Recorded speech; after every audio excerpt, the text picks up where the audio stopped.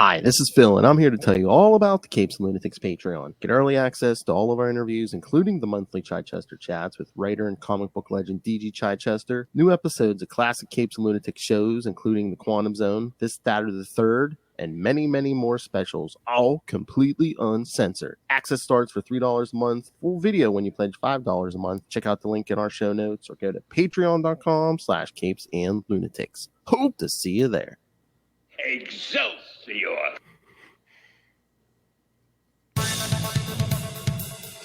That's right, kids. The day you thought would never come, the day some of you have been dreading, will help our. Welcome back to the 250th episode of the Ultimate Spider-Cast. I am Phil, joining me, as always, that menace throwing her pumpkin bombs everywhere. It is in the desert. It's a little Hellfire, duh. That's right, kids. So, I'll give you an early preview of our Gobble Gobble month, yes. And for our big 250th anniversary episode, we're going to talk all things Norman Osborn. We have a few issues picked out, like a couple early appearances, Amazing Spider-Man 14, 39 and 40, Untold Tales of Spider-Man 25. And I'm sure we'll get into throwing blondes off bridges and all that good stuff. 250, break out the confetti. Yay. That's right. And you didn't even leave us any feedback, Ray. How dare you? We just have to have an intervention. It's fine. We'll work on that later. No, you know how we get feedback? We'll do it subliminally. We just Silver Sable.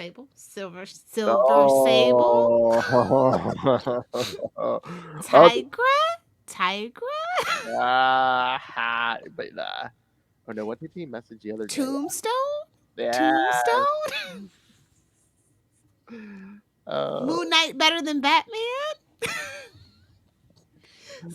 Somewhere in Australia, the shackles on the back of his neck just stood out. I think it was last time or the time before we did mention the Tombstone episode, because he did message me and put an episode on Tombstone on Capes. Yes, I'm in.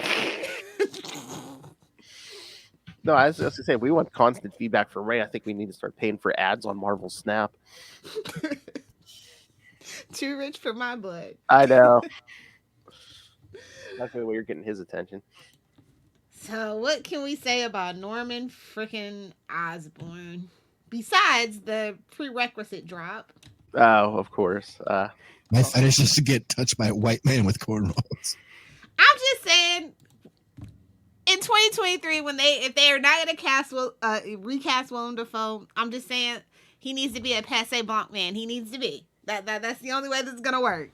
Maybe somebody from New Orleans, like a vampire interview with a vampire. Well, I was going to say, so Dafoe needs to be like the next J.K. Simmons, and, just needs to be... He's multiversal constant, babes. Yes. Cast as the Goblin and everything, even if they would do it like animation or something. Yep. That's just going to how it has to be now. I don't make the rules. The fandom does. The multiverse of fandom does. But yeah, I mean, the character of Norman Osborn, I believe this is what the straw that broke the back of Steve Ditko and made him decide to leave, because the identity of the Green Goblin, which they kept in mystery. This was the original Goblin mystery, kids. Yeah. That's the thing. We always have a mystery about the Goblin, and it's never good. Never. It's never what we want. It never makes sense. It's a tradition that we just kind of got stuck with. It's not that mysterious. Gobble, gobble. But yeah, because, as it turned out, Stanley wanted it to be someone, connected to Peter Parker. And I think wasn't Ditko was like, nah, I just want it to be some random guy. Yeah, that's the thing. Everything doesn't have to be connected, but it is Marvel. And as we know, everything is super connected. Yeah, that's true. I mean, I always attribute that to like the last 20 years or so, that they always try to connect everything. But no, I guess even as far back as the 60s, they were trying to do that. It does, I think it detracts when it's personal. I get, with great power comes great responsibility, as best said by Pa Kent, not necessarily Uncle Ben. But Just keeping the Charlie Esther spirit alive. That's all. But yeah, like it's okay. It is what it is. But I think just the randomness of life is, and the chaos of just randomness is more, I don't know, effective. It's just like, why, if they ever try to make like in the movies when they make Joker related to like the killing of the Waynes, it's like, no, please stop, no. And again, I don't know if they think they have to do that for like movie audiences and stuff. It's the worst part of the adaptations, honestly. And again, it's like, what happened to just being good for the sake of being good? It's AKA the Flash before, you know. Yes. Even though I love the story, I get it, but like now everyone has to have trauma or something. Yeah. Yeah. Although he's got enough trauma. It's like it's his best friend's dad. Like I know. It's just so much. It is so much. Although I think in hindsight, and they kind of retconned more into that, because at this point, as we'll see, he gets unmasked, and it's like, oh, you're the dad of the kid I just started going to school with. And now it's like Harry's been his best friend for like literal decades upon decades. So it's just like, ooh. Well, again, we gave Gwen more importance after her death. Yeah. Which I'm starting to think maybe we shouldn't have. As much as I love, as much as I love Spider-Ghost. That's my Gwen Stacy. But, but the original Gwen Stacy. Yeah, she was whiny, and it's fine. She's your first love. It's fine. They're never perfect. Well, not really even his first love technically, but you know what I mean. Well, again, just I think it cranks it up a notch. When they die in a tragic way and stuff. Yeah, it's like, and if we haven't retconned that part of Sin's Past too, it's like, I don't think they ever did it. So he's like, no! How dare you block me, Norman? Yeah, it's a thing though. It's like so many retcons, like, and that's just the nature of comics. And you kind of have to go with it. But it's like at some point you have to stop retconning, or you just completely ruin the story. And I think that's where we are with Norman Osborn, like trying to make him a good guy and like saying he actually didn't do the thing that yeah. Sometimes you gotta stand in your truth and turn into the skid, and I don't know why they didn't with Norman Osborn. He has no fans. Like, let a villain be a villain. Let him ham it up. You know what I mean? Yeah. Well, again, in the 2010s too, they tried to make him like the Marvel Universe's problem, and tried to make him like the next Lex. Yeah. Like yeah. And that doesn't work because Spider-Man is not Superman.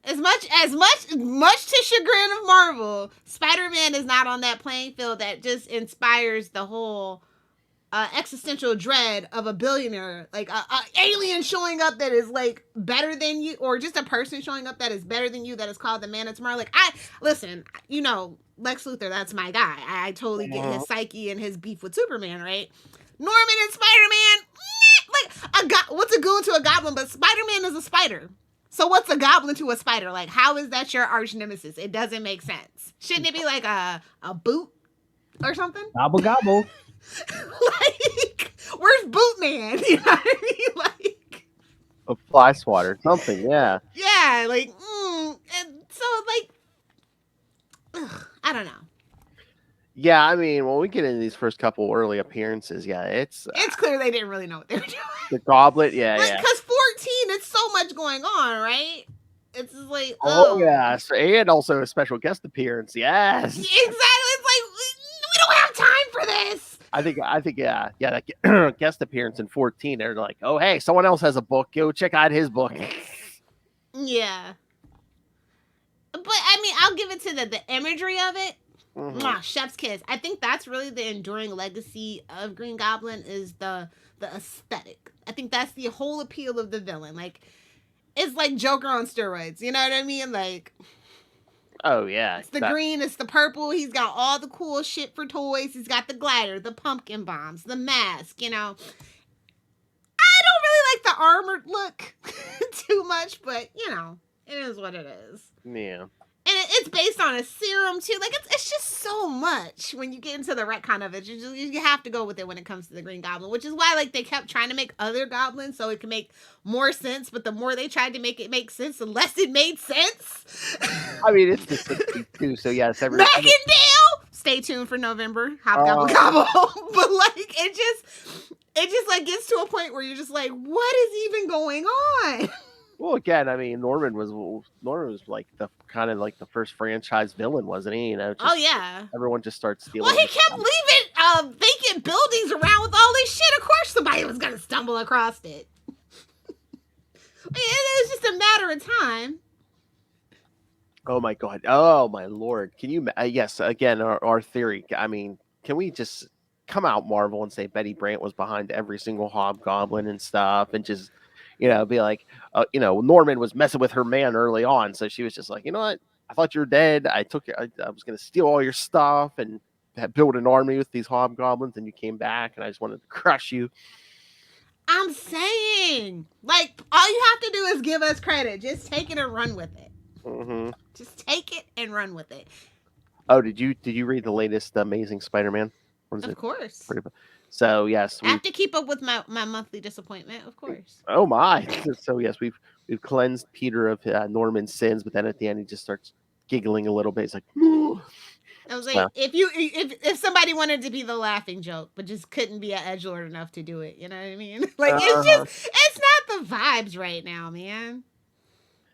Zeb, I'm like, if we get a inferior Spider-Man, I'm gonna be pissed. I mean, oh, I get it. Yes, I get it. I mean, I like that. Zeb, I'm such an edgelord. Wells, yeah. Yeah. I mean, he was part of Brand New Day, and he doesn't kowtow away from it like most people that were involved in that and the Clone Saga. They kind of downplay that. Not Zeb, though. He's like, I'm going to bring back something from Brand New Day. Like, I'm just going to rub it the salt in the wound. Yeah, it sucks. And it ain't the fucking marriage, by the way. Oh! Yeah, it sucks. Now give me my shekel. Oh, God. I hate the golden goblin, by the way. Like, I hate that. I hate the red goblin too. So, yeah, like, just the goblin aesthetic. Like, what is it? I don't understand. It's becoming symbiotes, Everyone. It's the original symbiote, even. Yeah, and now everyone's a goblin. Yeah, everybody gets a goblin. I mean, That's true, kids. Everyone gets a goblin. Gobble gobble. But like, why is the goblin guy bat shaped? And why? I mean, like, it's like Halloween themed, but like in the worst way. It's giving Halloween 3 Season of the Witch. Like, why is this in the franchise? Well, again, it's so weird. Again, we'll get into this. The first couple appearances here, it's almost like Stan was the Green Goblin supposed to be like a witch or something? Because like it's not even. Yeah. Wait, what was that? Isn't there like an alternate universe where he is or something? Like it's like magic. I'm not sure, but it's like I mean, look at these first appearances. It's the glider he literally calls it a broomstick. Yes. I mean, was he supposed to be a warlock and not a? Did Stan Lee not know the difference between a goblin and a warlock? But I'm like, what was Norman Well, we know when he was compensating. Well, yeah, come on. He's certifiably insane, as all real billionaires are. Once you have a certain level of money, it just infects you, right? So I mean, he was Elon Musk of the '60s. He had all this money, didn't know what to do with it, so he's like, I'll become a villain. No, he's that one billionaire that like is trying to reverse it, like age in reverse, and he's like taking his son's blood, and you know the guy I'm talking about. No, but it sounds like I forget his name, but like he actually looks worse than what he looks older than when he started doing it, so it's really bad. Oh my god, it sounds like Professor Power who put his mind in his son's body. Yes, I feel like he read a comic. He was like, you know what? I have enough money. Let me try. Yeah, that's trying not to. His whole point is he wants to be the first person that doesn't die. It's Brian Johnson. Oh jeez. Yeah. He read too many Spider-Man books. If he doesn't have an altar of Norman Osborn somewhere in there in his house, I would not be surprised. I mean, yeah, these guys are trying to digitize they're all. It's not even that. He wants his body to live forever, and that's literally not ever going to happen. That is just not possible. People are delusional. This is what I mean. When you have so much money, it just does something to your brain, and you just become untethered from reality. And Well, Stanley knew it. Stanley knew it. That is who Norman Osborn is. why do you think they created AI? I heard somewhere they're like, oh, it's someone. Oh, what was I listening to? Someone was saying, yeah, they're like, yeah, AI is going to help cure cancer, but then the machines are going to eat us. I mean, we deserved it. Oh yeah, that's why they created. Listen, I honestly believe if the robots take over, they're going to take better care of the Earth than we ever could. And Oh yeah. I'm just saying, like, we had a good run. Not really. We're terrible. We're a terrible species, right? Well, they But we had a good run. We did what we could. Just let the AI robots roam the Earth, and when the aliens come, they're like, oh, we got here a little too late. Well, that's what they said. Humanity used to be the smartest thing on the planet. Not no more. Yeah. AI I mean, to be honest, are we really smart? I mean, we're the only animals on the planet that pay rent. Oh, and destroy. Like, everybody else lives in harmony, and, like, we're on a spinning rock and we're paying fucking rent.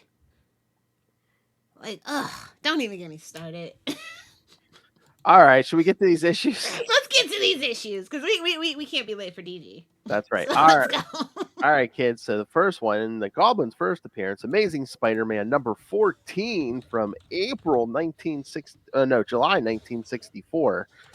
So of course, who your writer's going to be, kids? Your writer and editor, Excelsior!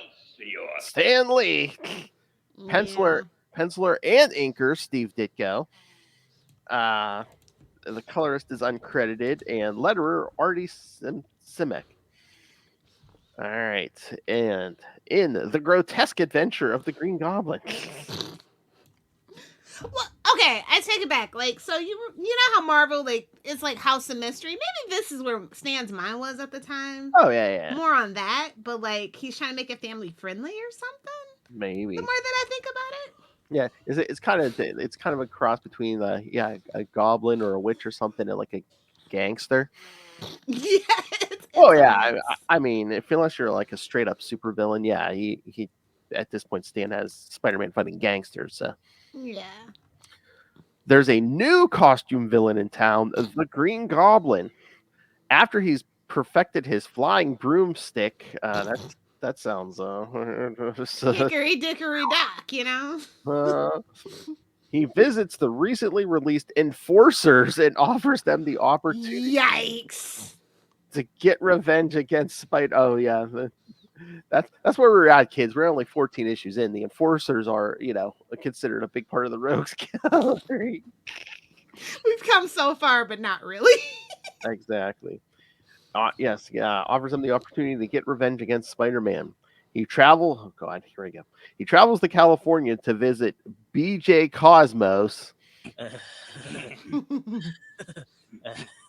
a film director who made it big with his last film, The Nameless Thing from the Black Lagoon in the Murky Swamp. The Goblin offers him his next cinematic. Does Stanley have beef with people in Hollywood? Like, what is even that reference? They'll never make a Spider-Man movie. He wanted a Spider-Man movie already at issue 14. Yeah. I mean, it's not too long after this that he goes to Japan and does the whole Spider-Man anime thing. So, I mean, not anime, but like basically Super Sentai Spider-Man. I mean, Laurel started doing like animated series by like 67. So yeah, it's on his mind. So yeah, I think he had beef with Hollywood. Oh yeah. The Goblin offers him his next cinematic spectacular, a movie about Spider-Man. Returning to New York City, the Green Goblin circles around the city until he draws Spider-Man's attention, who is coming out of high school. He makes a film offer to Spider-Man, who agrees to participate. With the announcement that Spider-Man is going to be in a film, J. Jonah Jameson sends Peter to Hollywood to cover the story. This worries Betty Brant, because he won't be around for her to manipulate, because she believes that Peter might fall for some silver screen starlet while he's in California. Petty Betty Brant, this is what I'm saying. Petty this is what I'm saying. Petty Betty, Don't you dare look at another girl in California. And then he comes back with bruises, and she thinks, what the hell is going on in California? Did you visit one of those sex dungeons? Arriving in California, Peter reports that BJ Cosmos' studio. Not bad. Talk about reporting for duty. Heyo, BJ Cosmos. As Spider-Man and he, the Green Goblin, and what he believes to be actors resembling the Enforcers are taken to New Mexico for a desert fight sequence. Okay, kids, New Mexico desert. Oh boy, I wonder who this guest star is going to be. Bryan Cranston. I am the danger. I am the one who knocks. Someone's about to knock. The Green Goblin reveals his true motives, and Spider-Man battles him and the Enforcers across the desert. Their fight takes them into a cave, where Spider-Man easily defeats the Enforcers. Again, this is 60. What? Like, 64. how clumsy is this crossover, bro? You know what? I know. He They're literally. like, oh, we're gonna give you some extra green. Hey, How about that? Hey, he literally trips over it. Yeah, like, wow. Their fight takes them in. However, they stumble upon the Hulk's hiding place. That's no Jolly Green Giant, sir. No, hell. Spider-Man is forced to defend himself from the Jade Giant. He uses the Hulk's strength to his advantage, tricking the Hulk into smashing a boulder blocking the cave exit. Hulk dumb. Hulk smash his only escape route. Spider-Man fails to prevent the Green Goblin's escape and hides until the Hulk leaves the area. He leaves the Enforcers to be collected by the police. Returning to Hollywood, Spider-Man finds that BJ Cosmos has canned the Spider-Man movie idea in favor of a Hulk movie. That's too real, bro. That's too real.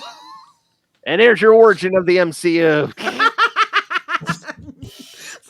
about like art imitating life, bro, or life imitating art. Like, wow. BJ decides to go with a Hulk movie. Where's my real Namor film? Imperius Rex the Man.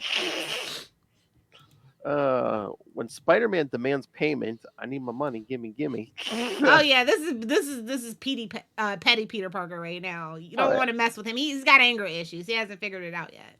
We need the money. Gimme. You want to know what happens to that promoter who didn't pay me? Oh, he lived, just got ripped off. Yeah.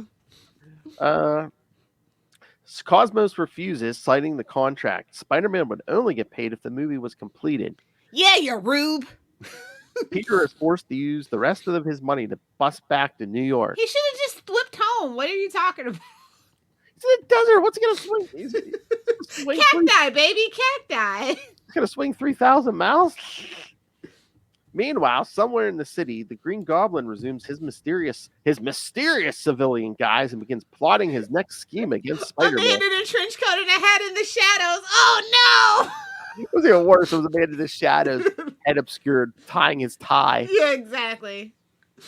Because again, it's 64. All men wear ties, I'm saying, one of the worst things, men stop wearing suits every day. Actually, no, when people stopped wearing suits on planes, that's when society collapsed. There, I said it. Mm-hmm. Well, you also could smoke on planes back then, so maybe not. Maybe not. When airplanes became Walmarts, yes, Yeah. that was the downfall of society. Yes, and yes, the Enforcers were recently defeated by Spider-Man in Amazing Spider-Man number 10.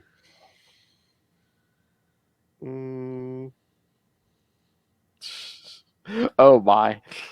Stan Lee smoking a doobie. This issue contains an error on page 2 where Green Goblin addresses the Enforcers as the 4 of you. There are only 3 people in that room. Fancy Dan, Montana, and Ox. Yikes. Norman was so high. I mean, maybe that serum was already there. I don't know. Yeah, why should you lead us, Green Goblin? He's all high. I got a flying broomstick, you. Exactly. Norman smoking doobie Osborn. Yeah. Smoked a doobie. All right, so. Can I hop over to 39 or? Oh, no. You know what comes first? Untold Tales of Spider-Man 25 because I was hoping you'd forget that one. That was Why? pretty bad. Do you want to drop that one? No, I'm just kidding. It's bad though.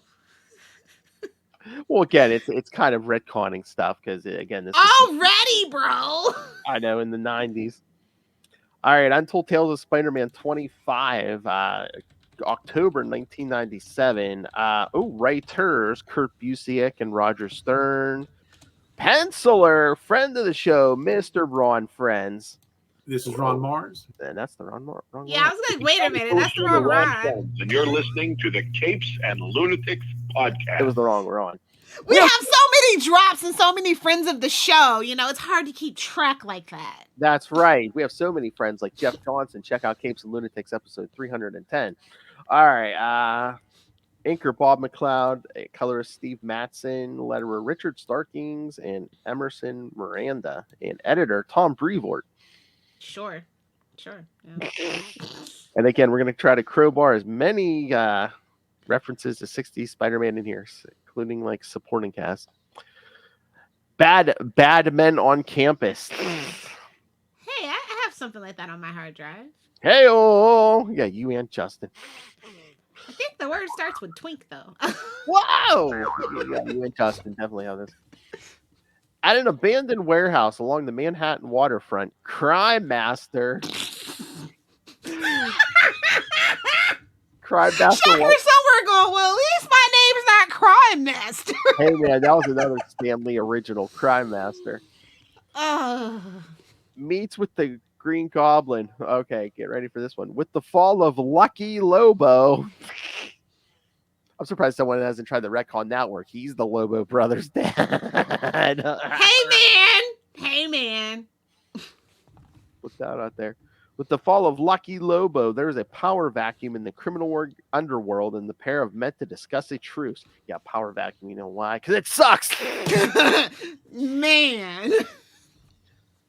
Crime Master only agrees to align himself with the Green Goblin if the villain will reveal his true identity. I thought this was actually kind of clever, and I wonder if this was like a callback. I wonder if like this was like one of the names that came up, you know, when Stan was like, I want him to have a link. It would be awesome if it was J. That would have made more sense than Norman Osborn. I'm just saying. Yeah, the Green Goblin. He's got that beef and vendetta for Spider-Man, like. I wonder if it was Stan just like, you know what, I want to keep Jameson. I want him to have this constant foil. So, you know, but if I make it Jameson, he's eventually going to go to jail. I mean, maybe not. Well, 60, you know, in the back of the 60s, I think they were like, oh, yeah, eventually these guys have to be brought to justice, you know. Yeah. Again, comic code, I think it was like you had to show like crime doesn't pay and stuff, you know.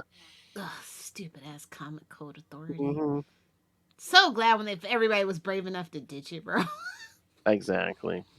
But yeah, the Green Goblin reveals himself to be none other than Daily Bugle publisher J. Jonah Jameson. This makes sense to Crime Master. He's like, yeah, that tracks. Since Jameson always publishes anti-Spider-Man editorials. This is all a ruse, as once Crime Master is left, the Goblin removes his other mask. He pulls a red skull or a chameleon, just yank. He was wearing two masks. Yes, as he removes his phony Jameson disguise, as he is really Norman Osborn.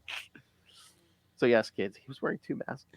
But it's like he gets shot down at the Daily Bugle. Crime Master, oh my god. The next day, Peter Parker is on campus at Empire State University as part of Midtown High's week-long visit to the colleges around the city. He is there with his teacher, Raymond Warren, his brother of someone we'll about to meet, his Aunt May, and her friend, Anna Watson. Y'all know how I feel about Aunt Anna. Yeah. Raymond is offered to show Peter around, leaving Anna and May to look around on their own. Aunt May's looking to get some strange college. Yeah. Relatable content for me, Philip. Hell. That's the heart medicine she was looking for. Right?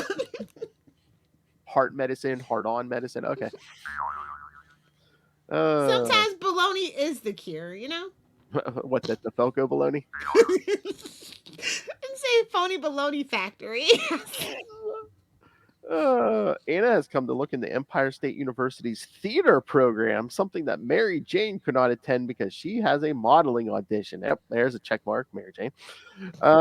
Meanwhile, both Peter and May share equal concerns about attending a school close to home and how much further education is going to cost. Even though Uncle's been pensioned, I mean, at this time and day, like, totally could have paid for it. I'm just saying. And once again, Amazing Spider-Man 4, yeah, third. It was like $200 to go to college back then. Like, give me a break. And if you need money, just fake some more pictures. Like throwing some sand in the air and saying, I fought Sandman.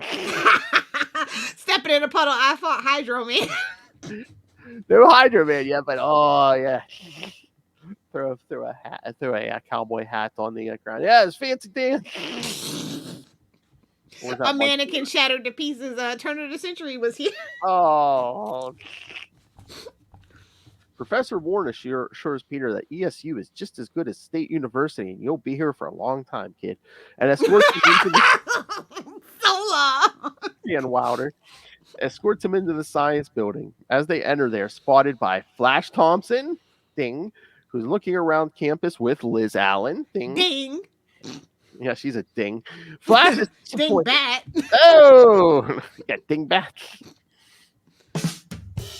Flash is disappointed because he figured that he would be rid of Peter Parker once they all graduated from high school. I think it's the other way around. I think he figured you weren't coming to college, Flash. Still, Flash figures he's going to go to school with Liz, but Liz tells him that she doesn't know where she is going to go since her grades haven't been that great. And she comes from money. Inside the science building, Raymond introduces Peter to his brother, Miles Warren. Ding, ding, ding. Yikes. Who is a professor at Empire State University. Miles is looking forward to teaching Peter after how adept Parker is with science. Just with science. However, no specificity, it's fine. Just science, yeah, bitch. I'm like, who are you, Jesse? Like, Miles is looking forward to teaching Peter. However, when Peter expresses his concerns about being able to afford going to college, Miles tells Peter not to worry, as that scholarships exist for that very purpose. Okay, no. College was so cheap back then. There's just no fucking way, man. Well, again, with sliding time, is it, Still, I'm just saying. I know. It's then that Miles is briefly distracted when he catches a glimpse of a young woman walking past the window. This young woman is Gwen Stacy. Bing, bing. Yeah, come on. Like in the 60s, it was like 4 years cost like maybe $11,000. I guess the 60s. Yeah, look at those thigh-high boots. Look at those go-go boots. Who bumps into her classmate, Harry Osborn. Ding! Who is glad to see that Gwen is considering going to Empire State University. Harry tells her that his father, Norman Osborn, who we've already dinged, is an ESU alumnus and is dedicating a new test chamber to the science department. And that's the only way Harry got in. Hey-o, and offers to take her to the unveiling. Yeah, ask some of those women in Manhattan. That's the only way he got in. Oh, how is Danielle holding up with that Britney memoir coming out? Oh, she don't care. Did you hear the quote from Britney Spears? Which one? She's like, when she was losing her virginity to him, she's like, okay, put it in. And he said, I already did. And she said, her world collapsed. I did not fucking wait till October 24th. I knew that quote.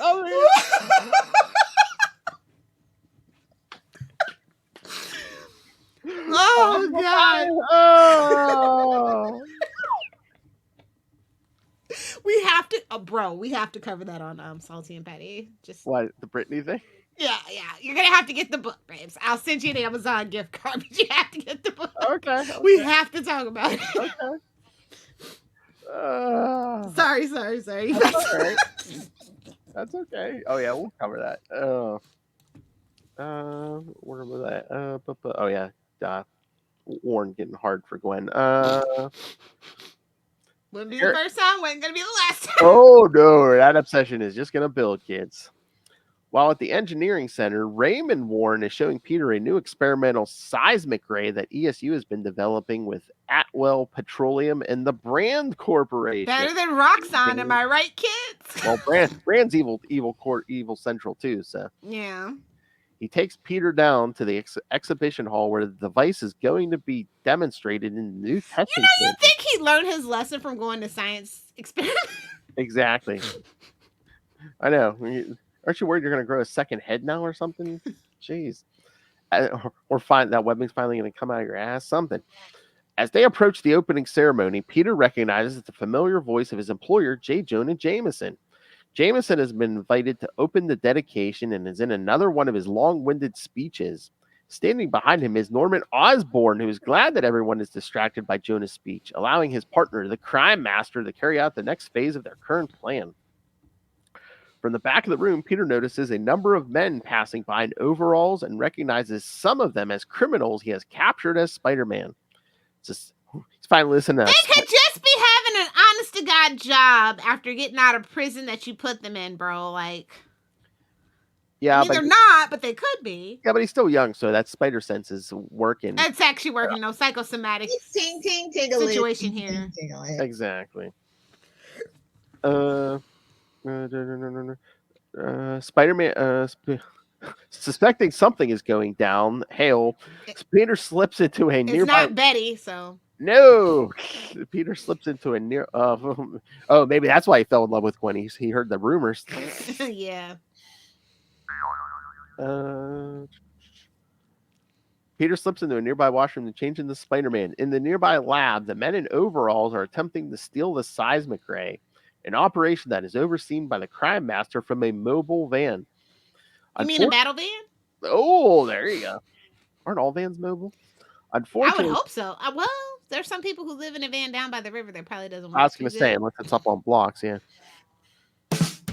Unfortunately for them, the theft is interrupted by the arrival of Spider-Man. When one of the crooks tries to blast Spider-Man with the device, the wall crawler dodges out of the way. The blast ends up blasting open the wall, revealing them to all the people in the auditorium on the other side. You know what? As a matter of fact, if I was a citizen of Marvel's New York and I heard that there was going to be a big scientific thing of it, I'd get the fuck out of the city, man. Unless you're looking for a payout or something. Nah, the insurance rates they don't pay out in Marvel's New York. They can't. This is probably like Florida. Everybody's like, you know what? We're not going to offer insurance here. It is too dangerous. Exactly. We will lose so much money. I'm just saying, like, at this point. While everyone is distracted by Spider-Man's battle, Norman takes the opportunity to incapacitate Jonah so he can maintain his deception to the Crime Master.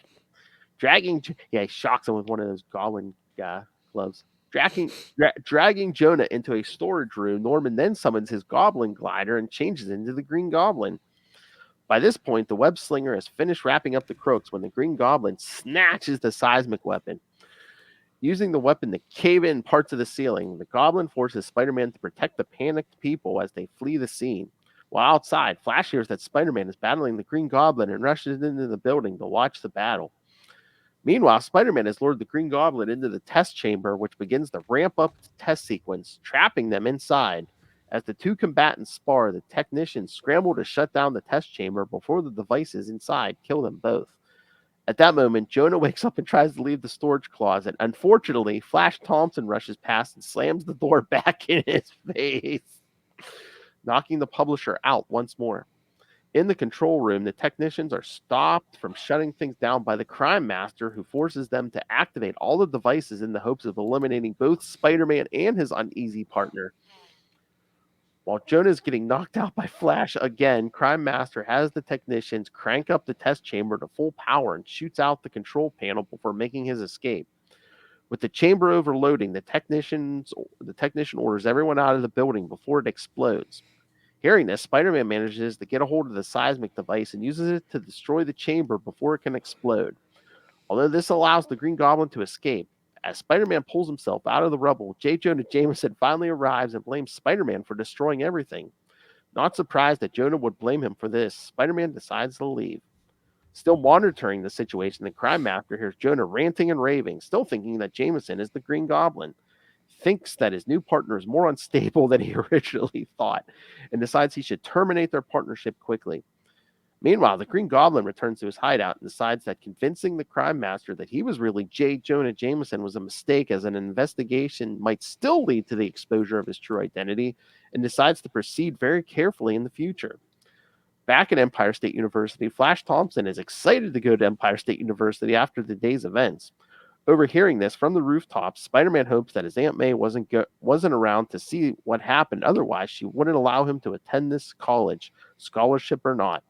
Still, he figures that this is a problem for another day and swings off, satisfied that whatever happens this day proves that no matter what his future has in store for him, it will be far from dull.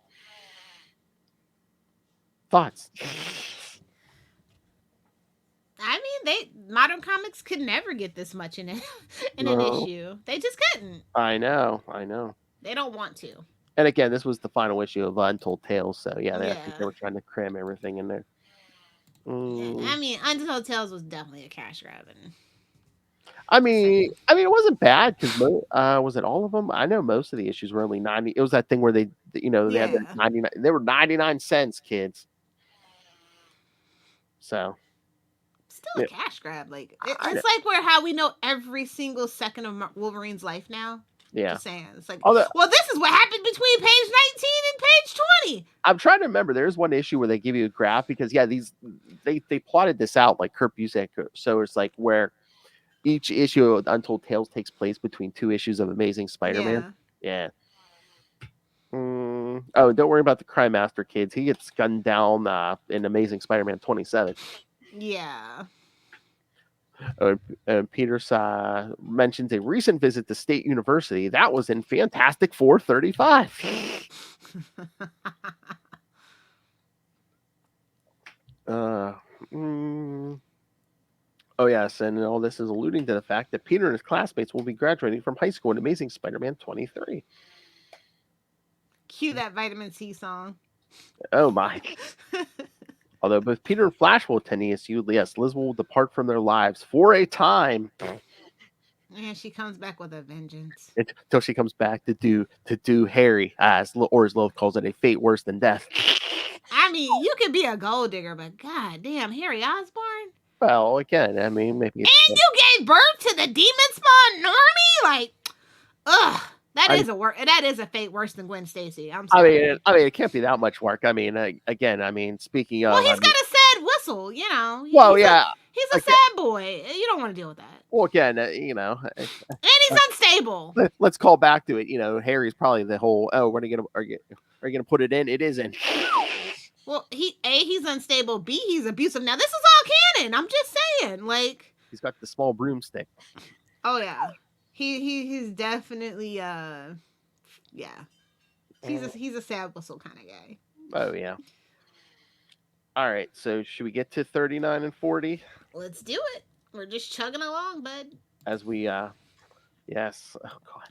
Amazing Spider-Man 39. Look at this damn cover, bro. Well, it's iconic. Everyone knows it. Yeah. From August 1966. Again, writer and editor Stan Lee. How green was my goblin? How about you go to the doctor? That's what that sounds to like. I know. I do. One of us was like, how green was my goblin? This time, penciler John Romita Sr. Senior. Well, at the time, it was just John Romita. I was gonna say, retcon. Inker Mike Esposito and letterer Artie Simic. Poor Artie Simic. Mm-hmm. The Green Goblin is plotting his revenge against Spider-Man and plans to reveal his secret identity to the world. Meanwhile, Pete feels he's coming down with something and visits Dr. Bromwell. During the visit, the doctor tells Pete that Aunt May, here we go, has a plot device. No, plot armor? No, must not have any sudden shock or excitement to her, or it could be fatal. Ugh. Just give her a surprise party already. The vapors. As he goes to school, we see Harry Osborn being dropped off by his dad. I'm something of a lunatic myself. Nice. When Harry asks if anything is wrong, his dad snaps angrily at him, and Harry begins to worry. Peter sees what's wrong with Harry and starts to confide in him his concerns, much to the delight of Gwen Stacy. As Spider-Man web slings to clear his head cold, he finds a robbery in progress and starts to fight the gang of crooks. The longer he fights, the more suspicious he gets, and finally is proven right when they hit him with a gas. This gas that Green Goblin has concocted prevents his spider sense from working. As what the hell? As he exits the scene, he goes to change back to Peter Parker, and the Goblin watches without being noticed. Norman's a voyeur, eh? Well, we already kind of knew that. Stroking that broomstick. Discharging those pumpkin bombs, huh? Whoa! You know what he wants to do with them pumpkin bombs, right? Couple of bulls down the gold. And how? Hey-o. As the Goblin follows him home, he picks up his name on a microphone and learns his true identity. The Goblin confronts him outside and begins his attack on Peter Parker. Pete fights to prevent Aunt May from knowing the truth about, but the Goblin soon knocks Pete unconscious and wraps him in a steel alloy clay. I love how they're fighting on the front yard and nobody notices. I mean, they do live in Queens, to be fair, right? Yeah. So, listen. One thing about New Yorkers, they're gonna mind their business. Yes. Yeah. You should see like that meme. It's like some guy like literally is like passed out from like a seizure or something on the subway, and everybody's in their phone like, it ain't my problem. New Yorkers gonna mind their business, okay? And it's 66 too. They're just drawing the curtains and saying, it must be those perverts and hippies. Yeah. Oh, plus domestic violence. Yeah, you definitely mind your own business. Yeah. You hear somebody screaming, "Yo, we closing the curtains." They're fighting. Maybe we're putting on some Perry Como. We're not. Either either Peter's beating that elderly aunt or she's beating him. Yeah. Yeah. Either way, you don't want to get involved. Yeah. Okay. Yeah. As he is taken to the Goblin's lair, Peter struggles against his bonds. Since he's confident in destroying Spider-Man, overconfidence, the Goblin reveals himself to be none other than Norman Osborn himself. You know what could be worse? It could be revealed that Norman Osborn is Peter Parker's real dad. And then him and Harry are like half brothers. Like, don't give them. I don't want to put that into the air, but like I always think it could always be worse. They could always have that in their back pocket. They could always have that in their back pocket. I don't know. Peter's hair is not that superior now. My fetish is to get touched by a white man with cornrows. Like when he learns the truth and activates the cornrows, he's like, "Son of a bitch!" There's some cultural, cultural appropriation. I mean, it works. I mean, there was a point, after Harry dies, and Norman tries to make Peter his heir. Yeah, I'm just saying, like, that's what really, like, back in the day, I'm like, are they gonna pull the trigger on this? Because, oh god, like, it just seems so random. It's like, the villain is my best friend's dad. Oh my god, no, I didn't sleep with your ex-girlfriend. I slept with your mother. Oh my god, it's giving Malcolm and Thea from Green Arrow, because like they wanted Malcolm to be the dad, but then they're like, no, let's just make her Thea's dad. And I'm just like, okay, it's a freaking Darth Vader situation all over. I mean, that's classic at this point, though. Father. I mean, they keep bringing up Norman and trying to like redeem him, so I'm just like, what's the point? To what end? I mean, especially this current stuff where he's acting all good. I'm surprised Zeb hasn't. Yeah, it's creepy, bro. I'm surprised Zeb hasn't pulled that out. Oh my god, if I called it and that's what Zeb has planned for the end of his run, I'm gonna be pissed. I'm gonna make sure Zeb will. If he does that, listen, if any writer does that, I'll make sure they never work in this industry again. That is a bridge too far. Hell. Oh my god, and I don't think you have to worry about that, Lilith. You know why? What? They're not gonna let Zeb Wells run in. I don't know. Weren't they planning the next 2 years or something with the end of this last arc? Ugh. Yeah. We'll see about that, though. Sales are down. Sales are down on Amazing. Yeah. Listen, when the cash cow stops producing milk, you know what they do. I thought it would have ended already, but it seems like they're still there. So I don't know. I don't think anybody wants to touch it with the 10-foot pole at this point. Hey, I wouldn't. I know. I thought they would have pulled the plug already. All right, but after the abrupt resignation of Steve Ditko, this is the first artwork on the title by John Romita. Stan Lee decided on John Romita Sr. as the new artist after viewing his work on a Spider-Man Daredevil crossover in Daredevil 16 and 17. Romita will pen pen or ink over 100 issues and covers of Spider-Man and become Marvel's art director in the 1970s. The man, the myth, the legend. Mm-hmm. It's so unfortunate that, it comes under that cloud of, the resignation of Ditko, but it is what it is. Sometimes you just got to make room. Mm-hmm. But again, and that's the problem with the comic book industry right now. Like, none of the old people, like, really want to give it up, and that's why wages are stagnant and things like that. So, well, again, even like the old school, I don't think they're getting paid that much because, I mean, everyone's doing Kickstarters and stuff. yeah, it's and that's fine. It's great to have something of your own, but, like, at the same time, outside of, like, Spawn and Archie Comics, like, like, really, like, who's really checking for, like, those independent, you know what I mean? Like, yeah, you got your occasional Red Sonjas and stuff like that, but, like, well, I was gonna say, if there's a big name attached, people, like Image might take a look and be like, let's see what they're doing. Yeah. So, it's like, you're never gonna see, like for the most part, when they do their Kickstarter, you're never gonna see that book in a comic book store. You know what I mean? But they're making more money per issue that way. But at the same time, like, what do you want? Do you like the money and you know what I mean? Like, or the prestige, or like, do you just, like, a writer just wants somebody to read it, right?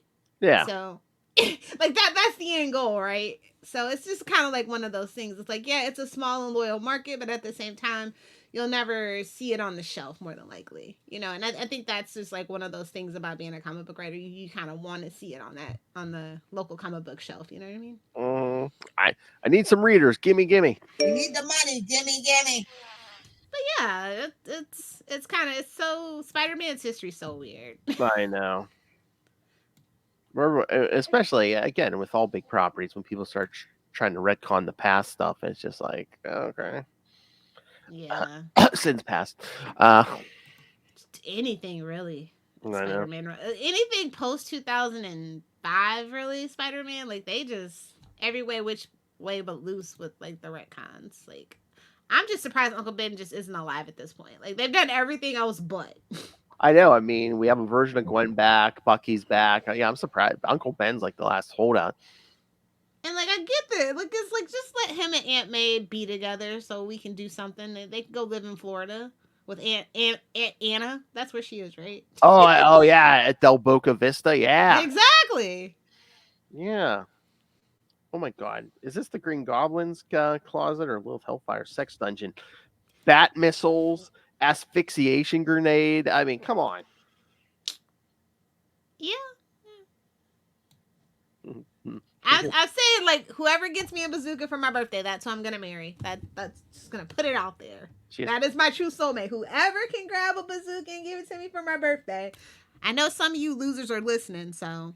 I heard she has a full gun cabinet of those bat missiles. Oh, they're not missiles.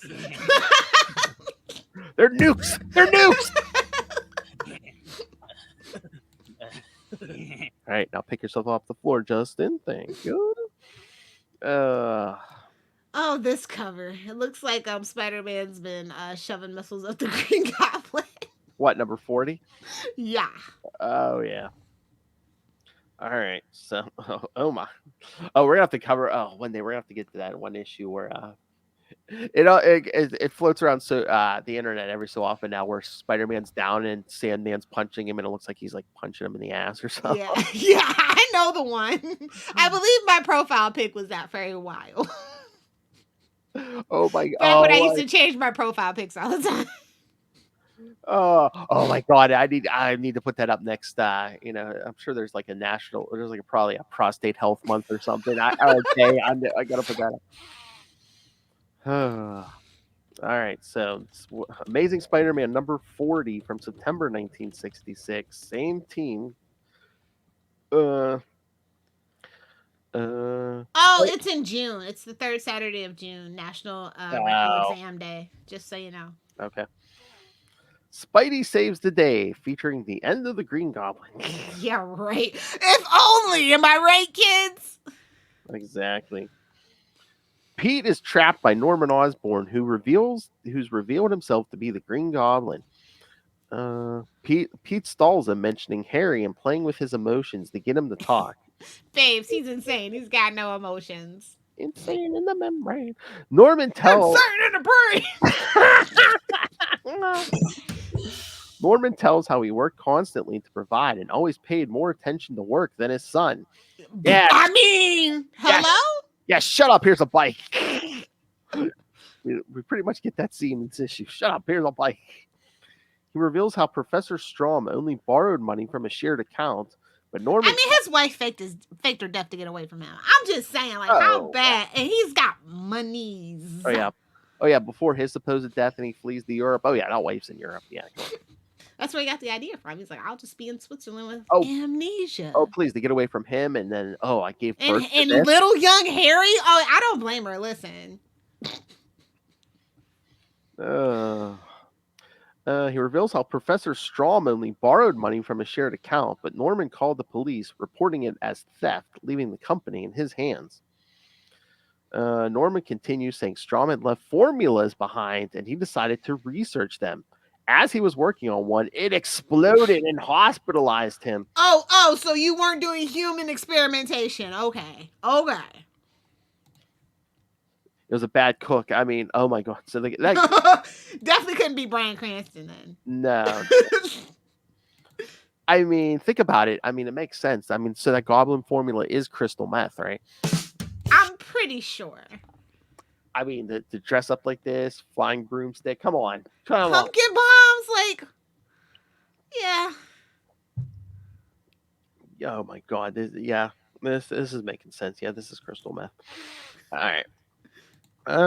This transformation changed him, and he planned to use his company's resources to become a super criminal. You're already a billionaire. You're technically a super criminal anyway. You're welcome, Noel. Well, he wanted to be a fancy man. Come on. Yeah. I'm not a fancy man. Norman is. Purple and green. It's a dead giveaway. Exactly. Sorry, Hulk. His transformation changed him, and he planned to use his company's resources. Yeah. At home, Aunt May is worried sick over Peter not calling her, and Anna Watson calls in Dr. Bromwell. Meanwhile, Betty Brant is in a train station and realizing she must return to New York and face everyone, but unsure how. Oh yeah, wasn't it last issue? Pete tells Deadliest, like, yeah, you can have her. Yeah. Yeah, that bitch be crazy. No, you can have her. He's like, I'm still gonna propose. I'll take your sloppy seconds. Wow. I mean, Flash did too, so whatever, you know. Well. So I guess we know. Yes, all these unsuspecting men running around. I guess we know what the real Winkler device was, don't we, kids? Don't we, kids? Let's say she had a firm grip on reality. Hey, superior puss. Put him in the brainwashing machine. Superior puss. You know how many times the Hellfire's brainwashed men into a dinner? Come on. No, that comes afterwards. Hey-oh! Superior puss. I thought you were done with them after that. Depends. Kind of getting short on supply here, so you know. Oh. You gotta start moving more calculated. Yeah. No, you're done. Let's go eat. Come on. Mama's hungry. Pete is still working on the steel bonds, and the Goblin recounts when Spider-Man has fought him and skews them as victories. He finishes his story and frees Pete to fight him on even terms. Mistake! Yes, as they fight, the Goblin pulls out his stun bomb. I need this, an electrical whip. I need this so bad. And finally, a Goblin cannon. Hey-oh! That's what they call Betty Brant! Oh! No, that's a gobble cannon. Gobble gobble. Sausage. As Spider-Man delivers a kick, the Goblin goes into a mixture of live wires and chemicals, and a fire starts. Ah, this is why Raimi did it better. Just saying. What, a Goblin glider to the balls? To the chest. I don't know. I got nailed in the nutsack to me. I mean, he gave birth to Harry. I totally would do that too. Just make sure you're not creating no more demon spawn. Oh god. I'm not gonna kill you. I'm just gonna fix you. Oh, is that my new slogan? Oh, nice. I'm gonna need that on a shirt, Phil. Okay. Spider-Man rushes over, not wanting to kill him, but Norman doesn't know where he is or why he's in costume. The first amnesia is always the best, kids. You always remember your first amnesia. Selective amnesia. That's what all rich people have, if we're gonna be honest. Oh yeah. You always remember your first amnesia, kids. Not wanting to destroy his reputation or Harry's feelings, he quickly changes out of his costume for the police to take him to a hospital. Peter rushes home, and Dr. Bromwell has just sedated Aunt May. Thank you. Aunt May begins to take care of Peter's fever, and Harry visits his dad in the hospital. Avenge me! Oh, wait a minute. I forgot. You're exactly correct. Yes, Norman states that his wife Emily had died when Harry was still young. However, unknown to Norman at this time, Emily actually faked her death. This will not be revealed until many years later in Amazing Spider-Man 800. Again, it's like all the retcons, babes. Yeah. So hard to keep up. I just need like a big book of Spider-Man retcons. Like they need to make that. Hardcover, of course. Volume 1, Volume 2.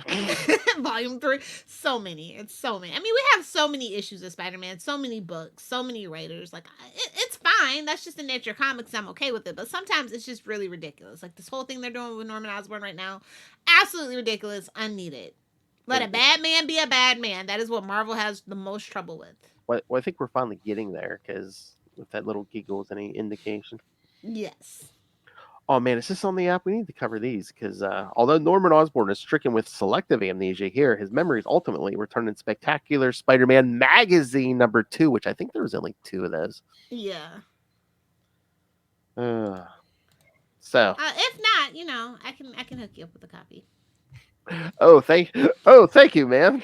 Yes. So yeah, Only 2 in existence, because those things are. I mean, like you just don't go fucking around with the size of shit, man. Hey, listen.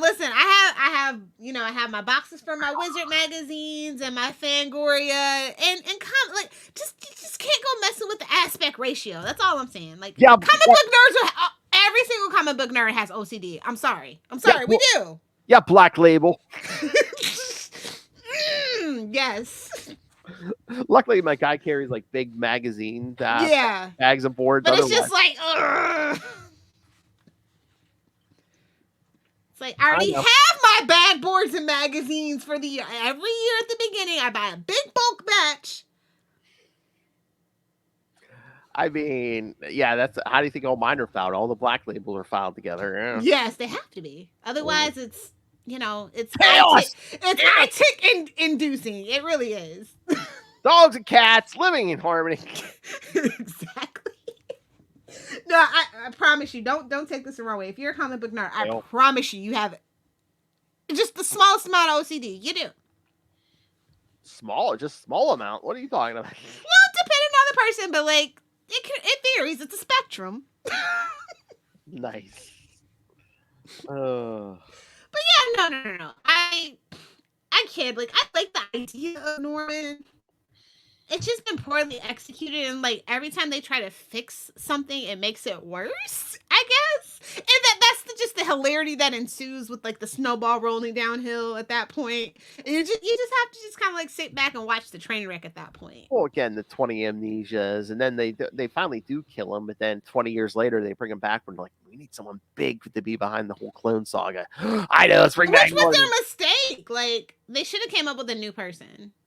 It should have been Betty, but exactly. Yes. That's what we're really, or even worse, Aunt May, and that's why Uncle Ben is Mephisto, and that's why he faked his death to get away from her because she's even more evil than he is. No, those are the only 2 things you can do at that point. They should have left Aunt May dead because remember, yeah, did a great death issue. They should have left her dead. They blew it, just like Betty. No, but. Yeah, no, Betty should have been the mastermind because, like, even like towards the end of the Clone Saga, like, well, beginning and the end of the Clone Saga, like Ben Reilly was even starting to fall for Betty. So again, it would have worked. It could have worked, yeah. Like they've had all these opportunities, but like, I don't know.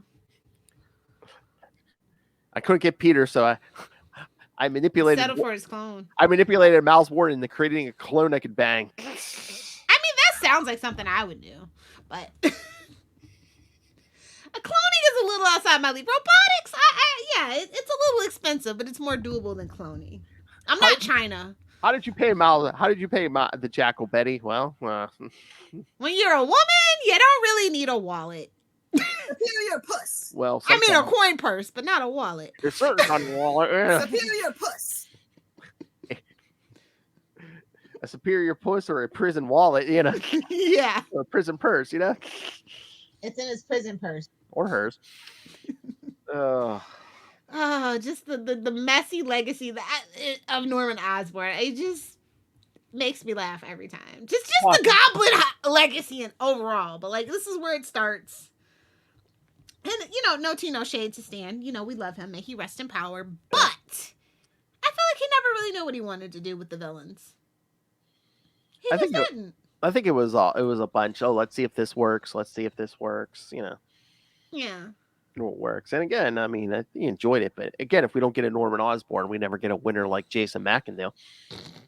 I would be okay with that, Phil. Oh my! What we do every November, little help. We'd find something. Every gobble gobble month would be Harry or something. Normie with a symbiote. Oh God! Or worse, Liz Allen with her symbiote. Oh. Gobble gobble. Yeah, we would Gobble, we gobble. would do something Osborn based, I'm sure. Yes. There's enough fodder there for sure, and just the Osborn family itself. So, but yeah, Norman, he's I like the Green Goblin is iconic, but Norman isn't iconic. Do you know what I mean? Do you understand? Yeah. Yes. You understand the words coming out of my mouth? Yes. So that's been my biggest thing. It's like Norman womp. Green Goblin, hell yes. And then they kind of give him like that whole where he doesn't remember thing, and like it's just weird. It's like, let a bad guy be a bad guy. Let him stand in his truth. Like, that has been my biggest thing with Norman Osborn. They just refuse to let him stand in his truth. Bring him back full evil and bring back that marriage, Seb Wells. It's what we've been waiting for like 2 decades at this point. So I just don't know why. They know at this point that people want that marriage back, and they're just like, look how well Superman did when he got married and had a kid. Yep. Again, we have enough other Spider people that you can do Peter as the married guy, the father. Yeah, it's like, why'd you do that to Ben? Like, you had the perfect opportunity during the Beyond shit, and you just couldn't manage to stick the landing. You can have your cake and eat it too. Ben could be the single dating guy. He's a literal copy of Peter. You can have it both ways. Yeah. Anywho. Yeah, that's it. That's 250. Yes. So hope Stay you tuned like for another 250, probably. Oh, definitely. Feels like no, definitely, no, probably, definitely. I mean, only 50 episodes until 300, Glow. I know. All right, but yes, next time again, it got pushed back a week, but yes, the boys will return. The bad Don't baby. you get them back to back? No. It'll be the first week of November and the last week of November. So, but no, next time, yes, the boys return as we cover Scarlet Spider 7 through 9, featuring Kane, and then yes, the two episodes in between Lilith is our actual Hobgobble month with Jason McIndale. Which the first episode will be Spectacular Spider-Man 161 through 163, and the second episode will be Spider-Man 46 through 49. And if you're like, that's not enough Hobgobble for me, check out Marvel Tales those weeks also, kids. Because Justin wants to be me so bad. I'm kidding. Whoa! I'm kidding. I love Justin. He does the Lord's work. Y'all know that. You wish you've gotten as much D as he has. Come on. So true. Still trying to catch up. You wish you baked as many biscuits as he has. I know he's laughing his head off right now. My favorite biscuit. All right, kids. And then, yes, then the round out, they start November and they end November. The Bad Babysitters Club will be back to cover, we'll do the crossover. Minimum Carnage. Nobody told DG Chichester. Alpha and Omega, Scarlet Spider 10 and 11, and Venom 26 and 27. Oh, you're not DG Chichester if you don't hate Carnage. Oh my god. Oh my god. Can you imagine? They'd never, but can you imagine Marvel's like, yeah, can you do another book for us? Yeah, Carnage book. Oh, he'd do it. He'd bring back terror. So he would have Carnage just getting tortured. He'd go, Mephisto grabs him and He'd bring back the surgeon. just tortures him in hell. Surgeon General, please. What do you mean it's too bloody? You have me writing a Carnage book, damn it. All right, speaking of Chichester, we got to go because we're going to be talking to him soon. Check out Chichester Chats episode 25 coming soon, kids, which you could get early access to if you join our Patreon. So, send your thoughts. Send your thoughts on all the upcoming Spider-Man or any of the episodes. Email us, CapesandLunatics@gmail.com, or call the voicemail, 614-382-2737. That's 614-38-CAPES. And remember, you can find all things Capes and Lunatics, episodes, social media, merchandise. Yeah, you can get some merch, kids. Get yourself a damn t-shirt. And, of course, the aforementioned page. Or, a tumbler for your drinks, because it's nobody's business what's in your cup. Not even your employer, kids. Or I believe they still have phone cases, because we know everyone has a phone now, so come on.